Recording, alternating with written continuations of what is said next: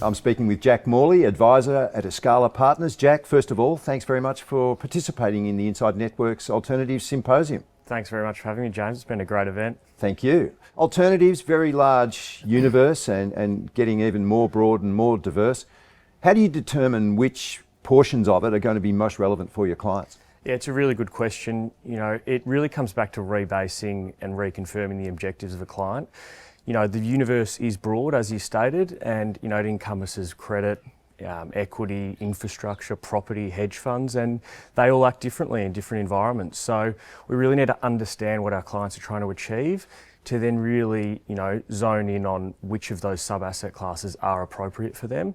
Traditionally, at Escala, we'll allocate to each of those sub-asset classes and actively tilt a client's portfolio that matches their risk profile.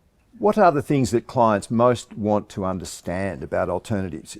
Risk, liquidity, structure, alignment, all of those things. What are the constant questions you get, and how do you simplify what can be complex structures?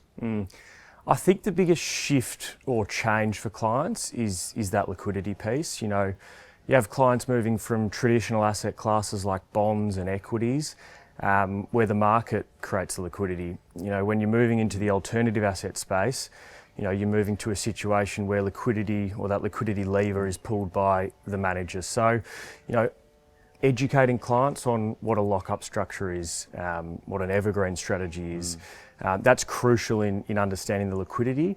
And once they understand that, their expectations are more grounded and realistic.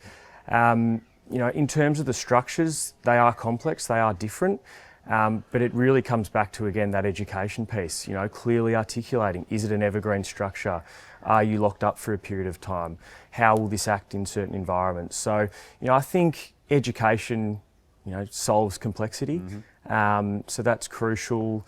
I think clients are, wanting us to do our due diligence on these particular assets.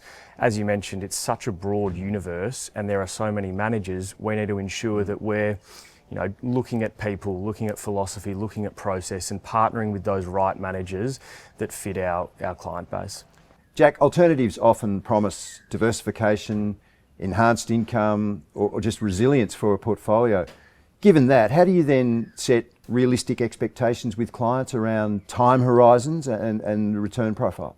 Yeah, it's a great question, and the one word I probably didn't love in that question was promise. It's one that I don't use too often. We focus on clearly articulating the role of each asset class or each alternative asset within a portfolio.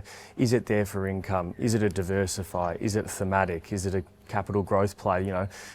The universe is broad, so each asset plays a different role, and once you clearly articulate that role, expectations become more realistic and grounded is what I've found. And then looking at the time horizons that are attached to alternative assets, they're typically long-term assets, and that's important to state from the outset. But they have differing volatility, levels of volatility. That's important, but they're not bulletproof. They still go through market cycles, and it really does come back to that word, I've said it a few times, is education. And if you educate clients from the outset on the time frame of this particular asset, the redemption time frame, the level of volatility to be expected, then I really do think expectations become more realistic and grounded. Jack, from an advisor perspective, what practical hurdles do you face in trying to capture these investment opportunities that are available in alternatives for your clients? Is it things like platform access, the due diligence you have to do, and even the scale? Yeah, great question. The due diligence is absolutely critical, and it underpins everything we do in the alternative asset space. We need to be, across people, philosophy, process. There are three key points.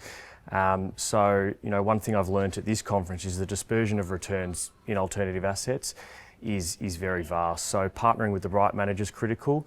Traditionally as an Australian investor, access has been difficult, but that's improving, and that's a big focus at Escala, is to really look globally for the best in breed opportunities, but still have that discipline around manager selection.